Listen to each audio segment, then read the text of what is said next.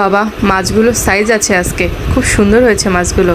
আর এই মাছটা মানে ঝোল খেতে বেশ ভালো লাগে, কোনো তরকারি লাগবে না, যা ঝোল দিয়ে ভালো লাগবে। এই যে বন্ধুরা চলে এসেছেন। হ্যাঁ নমস্কার, আমি তনুশ্রী। আজকে আপনাদের সামনে একটি মাছের রেসিপি নিয়ে চলে এসেছি। বন্ধুরা, এই মাছটা আমার যে কি ভালো লাগে, আমাদের এখানে বেলে মাছ বলে। গাটা কীরকম নরম আর কি বলবো, একেবারে তুলতুল করছে। আর এই মাছটা আমার কাছে না বেশ লাগে, কোনো তরকারি লাগবে না, জাস্ট ঝোল খেতেই খুব সুন্দর লাগে। এই যে দেখেন মাছটা, ওরে বাবা, চোখগুলো দেখেছেন কীরকম কালো কালো গুলি, আর গাটা দেখেন বন্ধুরা একদম সাদা ব্যাল করছে। এই জন্য মনে হয় এর নাম বেলে মাছ, তাই না? এই যে দেখেন, এই মাছটা ভাজতে গেলেও না খুব বিপদ, আর এই মাছটা আর একটু বড় পাওয়া গেলে আরও খেতে ভালো লাগে। আর এই সাইজের মাছ, মানে এই মাছটা ছোট বড় যাই হোক না কেন খুব ভালো লাগে। তো প্রথমে মাছটা কেটে নেই, বুঝছেন, প্রচণ্ড গরম। আর এক মুঠো ছাই নিয়ে আসছি, ছাই না দিলে এই মাছটা আমি ধরতে পারছি না, গায়ে এত নাল রে বাবা। এখন বসে বসে বেলে মাছ কাটি। বর হঠাৎ করে কোথা থেকে বেলে মাছগুলো নিয়ে আসলো, বললো এটাই আজকে ঝোল করো, গরমে হালকা পাতলা, আর পেঁয়াজ রসুনের ভুনা ভালো লাগছে না, একটু পাতলা ঝোল করো, কাঁচা ঝাল বাটা দিয়ে তৃপ্তি করে খাবো। আমি বললাম ঠিক আছে তুমি যাও, আমি কুটে বেটে সুন্দর করে রান্না করে নিয়ে আসছি। কে যাচ্ছে এখন বাটতে, আমি তো ব্লিন্ডার করে নেবো কাঁচা ঝাল। বন্ধুরা, মাছ কাটছিলাম গরমে আর ঘেমে যাচ্ছিলাম, তাতে ছেলে জ্বালাতন করতেছে, তাতে অন্যকে সময় দিতে হচ্ছে। মানে এত কাজ করছি সংসারে, তারপরেও আপনাদেরকে সময় দিচ্ছি। আপনারা বুঝতে পারছেন যে আসলে কতটা ভালোবাসা পাওয়ার আগ্রহ আমার ভিতরে জমেছে। আপনারা সবাই আমাকে একটু ভালোবাসা দেবেন, আর সবাই আমার বাড়িতে আজকে চলে আসবেন বেলে মাছের ঝোল খেতে, ঠিক আছে? এই বেলে মাছটা কাটতেই যা সময় লাগবে, কিন্তু রান্না করতে একটা ফোঁটাও সময় লাগবে না, জাস্ট কড়াই দেবো, রান্না হয়ে যাবে। এই মাছটা তো এত নরম যে তাড়াতাড়ি একেবারে রান্নাটা হয়ে যায়, সময় লাগে না।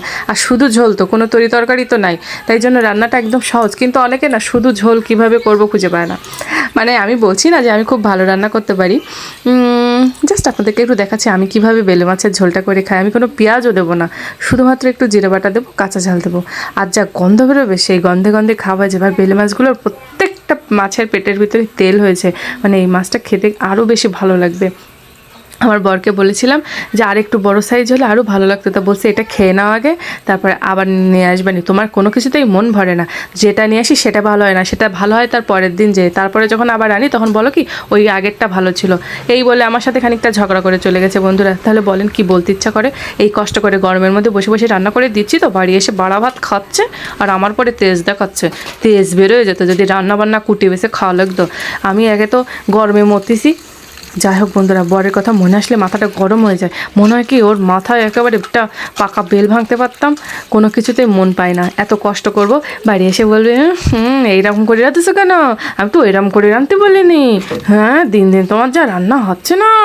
এদিকে যদি তেল দেই তরকারিতে, তাহলে বলবে আমার তেলগুলো ক্ষয় করলো, সব ক্ষয় করলো, তেলগুলো ঢেলে একটু কম করে দিতে পারো না, একটু কম করে দিতে পারো না। আবার যদি কম দেয় তাহলে কী যে রেডি সব খাওয়া যাচ্ছে না, একটু তেল মশলা না দিলে ভাল লাগে তরকারি, টাকা দিয়ে কিনে এসে যদি ভালো করি একটু জানবাড়ি তৃপ্তি করে না খেতে পারি। আচ্ছা বন্ধুরা বলেন দিন, আমি কোন দিকে যাব? আমি যে পড়েছি মহা যন্ত্রণায়, আমি যে মানে একে কি বলবো, আমার আইতেও কাটে যাইতেও কাটে, পড়েছি আমি ঝিনুকের ফাঁকে, অস্বস্তি লাগে। যাই হোক, বেলে মাছগুলো কাটা হয়ে গেছে, আমার কাজ আমি করি, কারোর মন পাবো না সেটা জানি। মেয়ে লোক কোনো দিন সংসারে কারোর মন পায় না। এই যে ছোটো ছোটো মাছগুলো বসে বসে কাটিছে, কিন্তু আমার কষ্ট হয়নি। ও বেটা এসে বলবে না ও আবার কাটতে সময় লাগে না। আচ্ছা বন্ধুরা বলেন দিন, এ কোন জ্বালা। যাই হোক, আমার মতন আমি রেডি থুই, খালি খাবে না খালি না খাবে। কাঁচা ঝালগুলো দেখেছেন কি সুন্দর, এত চিকন ঝালগুলো, মোটেও ঝাল না, তাই জন্য এক খাবলা নিছি। বেশি করে দে থুই, বেশি করে আবার ফ্রিজে থাকলে নষ্ট হয়ে যাবে, নতে তরকারিতে দে থুই, খাওয়া হয়ে যাবে না। বন্ধুরা এই যে দেখেন কাঁচা ঝালটা ব্লেন্ডার করে নিছি। এবার কড়াটা গরম হয়ে যাক।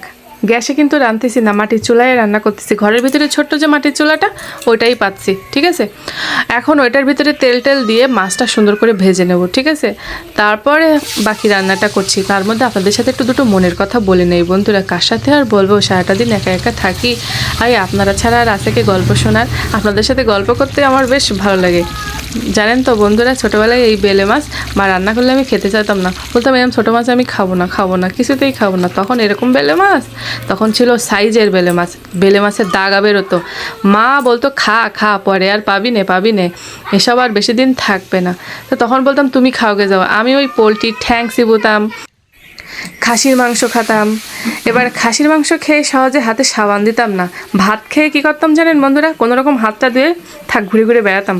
কেন সাবান দেবো? মা বলতো সাবান দিয়ে ধো, তেলা পোকায় চাটবে বলো।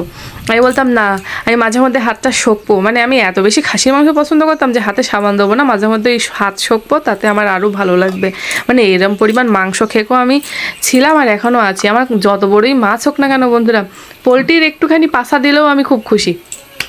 আমার কাছে মাছের চেয়ে মাংস ভালো লাগে। তাই আমার বর বলে না যে আমি পাইছি একটা মাংস খেগো, হাজার মাছ আনলেও মন পাবো না কোনো দিন। এই জন্য মাছ কিনতেও ভালো লাগে না, ওই টাকা একটু পাইলেই হাতে পোলট্রি কিনে নিয়ে আসি একটা। হ্যাঁ, আমার ছোটোবেলায় বন্ধুরা যে 1 বছর পড়াশোনা করার পরে যে বইটা পরের বছর বাদ দিতে হয়, নতুন বই কিনতে হয়, ওই পুরাতন বইগুলো বাদ দিয়ে মানে বিক্রি করে সেই টাকা দিয়ে আমি পোলট্রির মাংস কিনতাম। আমার মা বলে কি, দাঁড়া তুই, তোর খেয়ে মোটে হয় না।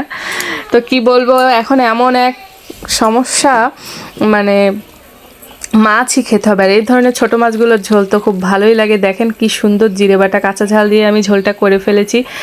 আর তো কিছু বলার নাই, দেখেই বুঝতে পারছেন আজকে একেবারে সহজ রেসিপি, শুধু মনে দুটো কথা বলার জন্যই ভিডিওটা দেওয়া। যাই হোক, ভিডিওটা যদি ভালো লাগে লাইক কমেন্ট শেয়ার করে দেবেন।